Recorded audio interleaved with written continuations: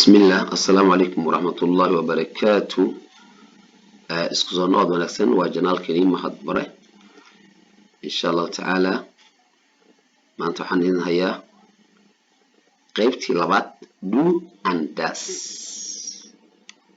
قيبتي لبات لبات أري do يا does ما أنتين هيا وقيبتي لبات إن شاء الله تعالى وسهرة نصوفنا نمرين لكن وسير فاهنا يا إن شاء الله تعالى marka waxaan rabaa qaabka do loo isticmaalo iyo qaabka das loo isticmaalo bal inaan xoogaa fahano adiga oo si wanaagsan u dhageysanaya sharaxaada macalinka cashirka dhameystiranaya dhageysanaya insha Allah ta'ala waxbaha ku bakhaylin inaad dhageysato insha Allah ta'ala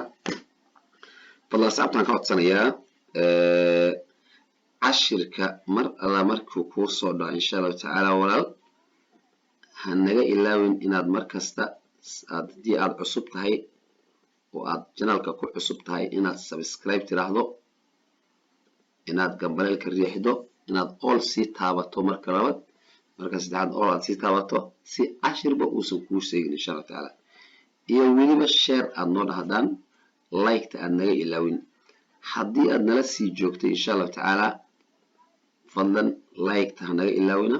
like ta noo saara waa inoo dhiirigelin inoo share garay insha Allah ta'ala waa sidoo kale inoo dhiirigelin wanaagsan weeyaan marka insha Allah ta'ala waxba ha naga bakhaylina waxaan ka codsanayna insha Allah ta'ala inaad nala dadaashaan si aan dhiirigelin oo si helno casharada ugu sii dhiirano in aadan insha Allah ta'ala naga caajisin in ka codsanayna insha Allah ta'ala wa insha Allah bal ku soo dhawaada cashirkeena insha Allah ta'ala intaas kadib waxaan leenahay use of do and does. Do saan hor u soo qaadanayba mar laba micno ay leedahay. Do mar waa ereyga asal ahaantiisa waa main verb ficil weyne waxa la yiraahdo macnaha verb to action la yiraahdo wuxuu ku tusinayaa hawsha midna waa sameyn oo qofka wuxuu soo binayo daasna ayada ay ka soo farcanto macnaha waqtiga presentiga loo yaqaan tagta macnaha jooga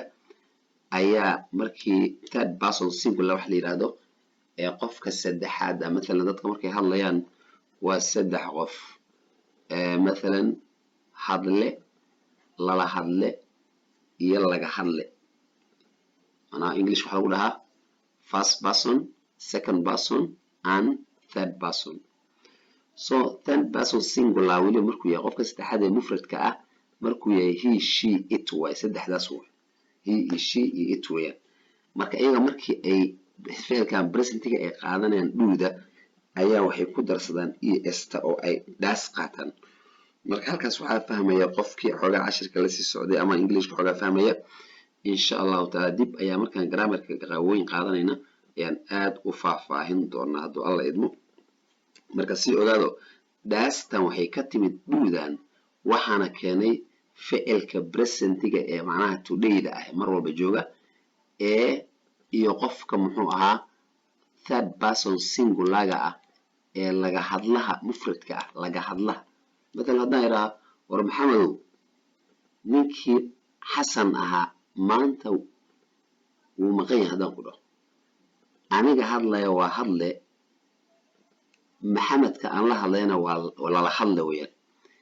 kan aan leeyahay xasan waa maqan waa qofkii laga hadlay ee la xamanaya weeyaan marka qofkaas maqan ayaa third person singular yiraahdaa haday gabar tahayna waa she haduu wiil yahayna waa he haduu maalay aqal yahayna waa it saddexdaas ayaa daastas qaatay ogaada saan soo maray insha Allah ta'ala daastas saddexdaas ayaa qaata duuda waxa qaata first person oo laba ah first person singular first person plural or first person singular way I aniga ayadoo jamacana waa we anaga iyo waxa qaata second person ee you ah second person ana qofka labaad weeyaan Allah hadlay warka loo hayo ayaa waxa yahay you daas dhuubay qaata waxa kale dhuuda qaata third person plural kuwii saddexda ee daas qaadanayay marka la jamciyo oo plural ama jamac wax laga dhigo ayaa ay do qaadanayaan waa they marka ayaga they do bay qaataan marka saan soo baranay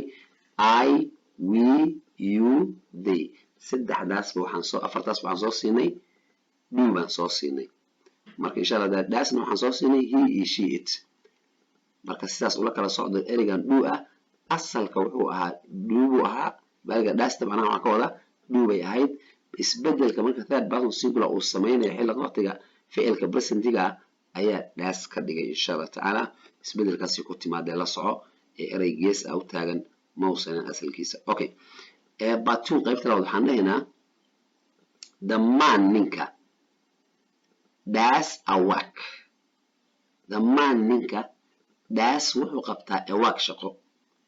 Ahmed halkan waan isku dhex darayaa مثلا haduu main verb action ay ahayd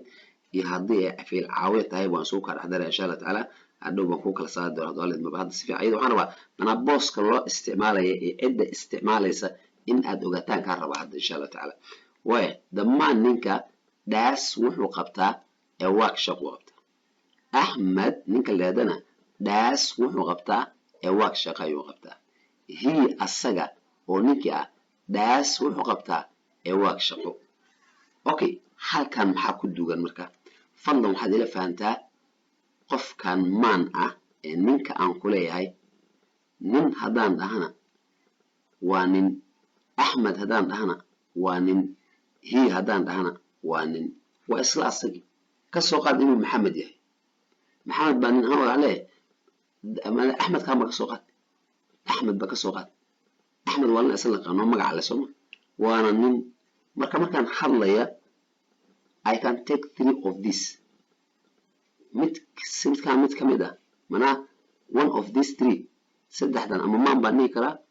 Ahmed baan dhihi karaa he baan dhihi karaa umad waxaan dhihi karaa war ninkii wuu shaqeeyaa the man Ahmed wuu shaqeeyaa asaga wuu shaqeeyaa so waa maxay difference marka waa isku mid how qaal marka dayna the man does awak shaqo qabta hadaan ku dhaha Ahmed does awakna waa la mid abu waa isla kii ninkii weeyaa he does awak asaguna waa shaqeeyaa waa isla ninku ka doontaad qaadan kartaa adiga ninka wuu shaqeeyaa Ahmed wuu shaqeeyaa asagu wuu shaqeeyaa waa isla mid waxba difference oo ku kala duwan kaliya waxaad fiirsataa markaad hadlaysa khiyaar waxaad u leedahay inaad tiraahdo ninka wuu shaqeeyaa waxaad khiyaar u leedahay tiraahdo magaciisa inaad qabsataa tiraahdo Ahmed wuu shaqeeyaa waxaad khiyaar u leedahay qofka hadii qof lagu yaqaan uu yahay inaad pronoun qaadato magac u yaalo oo tiraahdo asagu wuu shaqeeyaa so you say the man does awak ninka wuu shaqeeyaa Ahmed does awak Ahmed wuu shaqeeyaa Ahmed ka Ahmed lawa he asaga daas wuxuu qabtaa awak shaqo that means what asagan Ahmed inuu yawan garanay ninku asagan dhayna waa isku mid marka wax kala duwan haw arkin intaas waa isku hal ujeedo insha Allah taala daas bana waan hal wixii loo jeedo warkaas marka maadaama uu mufrad yahay ninkan Ahmedna uu nin kaligiis yahay asaga uu kaligiis wuxuu wada mufrad kali weeyaan kali ayaa la dhahaa Soomaaliga kali waa singular mufradka soo wuxuu qaadanayaa daas u qaadanaysa hada ama nin qaado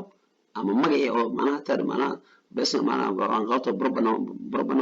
qaado baa khaas ka qaado ama pronoun qaado magac yaala waa isku hal ujeedo marka la leeyahay the man does awak Ahmed does awak he does awak okay saasala insha Allah taala similarly sida silamida naag oo kala dan soo qabsano ayna waa soo kor naag baad dhigi kartaa magaceeda sheegaysa Maryam baad dhigi kartaa shii baad dhigi kartaa magaceeda qaadan kartaa waana hal ujeedo daas baad qaadanaysa ama magaceeda guud sheeg dad halkaan ku celiyo markaan leeyahay halkaan man waa common noun magac guud way halkaas ma xir ku leeyahay noodar Allah man waa common noun magac guud baa lahaa ummadana nin marka yiraahdo ninka waa kee waa magac guud lagu leeyahay Ahmed waa proper noun ayaa leedahay waa magac khaas ah oo nin ba gaar u leh hina waa pronoun hina maxay waa pronoun waa magac u yaale man oo magac guud oo common noun yiraahdo Ahmed oo magac khaas oo proper noun yiraahdo he oo magac manaha la yiraahdo pronoun wax la yiraahdo magac u yaale yiraahdo intaba ujeedadu waa halkaan nin hal siiqay wada marayaan daas umaad wada qaadanaysaa wax farqi oo kala duwan male khiyaarad u leedahay hadba kii aad isticmaalaysa adigu go'aanso insha Allah taala waxa la mid ah haddaad wiil qaato nin magaciisa haddaad qaato haddaad wiil qaato if you take a boy father maxaan ku rahdaa uncle hadba nin magaciisa haddaad qaabto waa isku mid qaabkaas baad maraysa okay similarly saas la mid ah the woman does not work ma shaqayso Marian does not work ma shaqayso she does not work ma shaqayso sidoo kale woman waa magac common noun ah proper noun-keeda waa Marian pronoun-keedana waa she so sidoo kale khiyaar baad u leedahay inaad naagtu way shaqaysaa tiraahdo iyo Marian ma shaqaysan inaad tiraahdo iyo ayadu way ma shaqaysan inaad tiraahdo you have a choice you can say either of whatever you want of this mana haddaad rabto ama maxaan qaadayaa the woman does not work ma leh Marian does not work leh she does not work the woman naagta does not work ma shaqayso Marian does not work ma shaqayso she does not work ma shaqayso that means waa hal ujeedad ka wadaa laakiin waxaan ka wadaa markaan ujeedada haddaan kugu caddaynaya waxaa weeyaan fadlan markaad hadlaysa ha u fiirinin waa kay kaan isticmaalaya kaa doontaba khiyaar aad leeda waa isku mid ama common noun qaado pronoun qaado waa khiyaar hal qof baad ujeedada doontaa marka hadalka waa kuu furan yahay hadalaboon haddii muxuu ahaa laba in lama rabo insha Allah tacaala tiraahid ma Maryam baa dhaha ma daasi qaadataa ma Umm ma dhaha maxay qaadataa ma Shiba dhaha maxay qaadataa maaha they take one they just goes to one way insha Allah tacaala hal meel umay marayaan insha Allah tacaala marka halkaas sida ula socdo insha Allah tacaala you can also so kale say waxa dhigi kartaa one Maryam does her work shaqadeeda qabataa Maryam does waxay qabataa her work shaqadeeda Muno does waxay qabataa her work shaqadeeda labadan qof ee Muno iyo Maryam ah hadda Muno way shaqaysataa Maryam way shaqaysataa Munona way shaqaysataa bedelka aan laba jumla ku kala sheegi lahaa haddaan isku qaaqabto labadii gabdhood yaan heli karaa oo aan ku dhaho Maryam and Muno do their work haddii labadii gabdhood la jamciyo hadda waan ku kala sheegay Maryam does her work Muno does her work maan ku kala sheegay laba jumla ayaan kala maray laakiin haddaan doonayo inaan hal mar ku wada sheego oo aan gabdhihii isku xiro oo aan kelmadda iyo la yiraahdo geliyo isku xiro Maryam and Muno labada qof oo isku xir markaas meesha hal jumla imaaday markaas jamac ay noqonayaano do ayay isticmaalayaan daas way iska dhaafayaan liana labadoodii waa la jamciyo waa la kulmiyay maadaama hal meel lagu kulmiyay waxa leedahay Maryam and Muno do waxay qabtaan their work shaqadooda their waxooda way meesha halka gabar ay leedahay ha work shaqadeeda haadan waxeeda way ha waxeeda ha work shaqadeeda markay isla leeyihiin wixmaan their work shaqadooda their wata waxa their waxooda way marka markay kulmaan oo labadoodii hal jumla la isugu geeyo laba iyo wax ka badan waxay doonaan ha aadaane do ayay qaadanayaan oo daas way ka soo tagayaan insha Allah tacaala maxaa leedahay Maryam and Muno do waxay qabtaan their work shaqadooda qabsadaan halkaasna waa taa insha Allah tacaala b qaybta labaad way iska fududahay kuwan waa afartii qaybood ee noo qaadanayay maxaan ku radaa duuda waa I you we they ay waa simple and clear waa hesitation amala waad iska socon kartaa insha Allah tacaala waxaa leedahay I do not know ma garanaya I do not know ma garanaya English ma aqaan aniga do you worship Allah ilaahay ma caabudaa do you adiga worship duuda markay horay marto waa su'aal eray su'aaleed bal question word bay noqonaysaa waa helping verb markay do not tahayna ayna waa caawiyo markay laakiin kaliya hadda meeshaan oo kale Muna does a work ay tahay waa main verb ama waa verb to action wax la yiraahdo ayada meeshaas ficil ka ah laakiin hadda ayada ficil ma meeshaano noodan ayaa ficil ah worship ba ficil ah sidaas awgeed labadan duudan waa caawiyayaal duudan noodaas ay caawinaysaa duudanna worship taas ay caawinaysaa waa caawiyayaal insha Allah tacaala lana dastan hore wax action ama verb lama socdo soo ayada meesha macalinka ah ayada marka halkaas diiqa insha Allah tacaala marka ayada main verb ka laakiin kuwan ficil la socdo no oo action worship oo action laakiin ayagan maxay noqonayaan helping verb yaal way helping verb lama ficil caawi ama auxiliary verb waxa tiraahdo insha Allah tacaala waana marka I do not know English waran English ma garanaya do you worship Allah ilaahi ma caabuda we do a good job we do waxaan qabanaa a good job dinasay kula tamarkada is it a helping verb or a verb it is a full verb or it is main verb waa ficil weyn ayda laana waxa way duudan it doesn't have another verb wax verb kale meeshaan kuma laha saas awgeed waa leedahay we do waan samaynaa ayada action markaas helping verb ma leena ficil kale hadda caawinays ma qaadays ma jirto guurtan macnaha adjective way sifa weeyaan we do a good job waxaan qabanaa shaqo wanaagsan we do waan qabanaa we anaga do waan qabanaa a good job shaqo wanaagsan ma qabanaa anaga do they ayagu hore markii la maxaan ku dhahay waa su'aal hadda wax yar halkaa ku noqdo duudan markay main verb halkan laga tahay haddii su'aal laga dhigo oo halkan la geeya meesha hore haddii dhuu la soo geliyo su'aal duudan dhuu bay qaataa sooma su'aal markan ka rabo duudan inta gelinaya duudan kale meeshay joogaysaa lianna waxa way tan main verb way tan kale soo gelinaya helping verb maxay do we do a good job do we do a good job macnaheedu do we do men sameynaa a good job marka su'aal aan ka rabo dhuu kale oo jimka yaal imaanay lianna duudan marka hadda iyada main verb action meesha ka lagama qaadi karo marka insha Allah taala marka waka tan waxa la marka kamtan ayaa action main verb sidaas awgeed duudan waa question word oo ayada caawin weeye su'aal baad uga dhiganaysa maxaa leedahay do they come early goor hore may imaadaan afwan ansaro do they come early goor hore may imaadaan do they come early sorry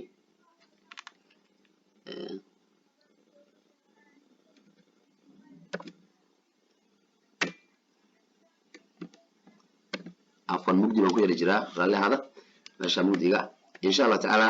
do they come early قار حرامية إمادان do they ده ما حقبتها ده منقوش شرعه و third person plural قف كسدحات اللي جه اللي جمع وين so do بيقاطع أيضا ويه they do not come إمادان early قار حرامية إمادان they أنت وقصة ما يكتب حاجة ده مرة سؤال هذا أنت صار مرة سؤال هو negative معنى ذلك do they come early goor hore ma imaadaan they do not come early they do not come ma imaadaan early goor hore mana waqti hore ma soo dhaqsadaan marka insha Allah taala ashaka uu yeelan umaleynaya waxaan loo fahmayaa insha Allah duwidaas in sida loo isticmaalo insha Allah taala waxaan dareemayaa ama aan insha Allah fahmayaa inaan rajaynayaa inaad si fiican u fahanteen ama aad u fahmi doontaan عشرة دقيقة دونتان كفائدة دونتان إن شاء الله تعالى معلن كاسو الرجالية سوى 10 وسوى just like لها share لها always أكيد لاوينا هذا العصب سبسكرايب هاي لاوين كم بالك نصير تابطه إن شاء الله تعالى all نصير ترادو سي 10 بقى وسنكون قفين thank you very much السلام عليكم ورحمة الله وبركاته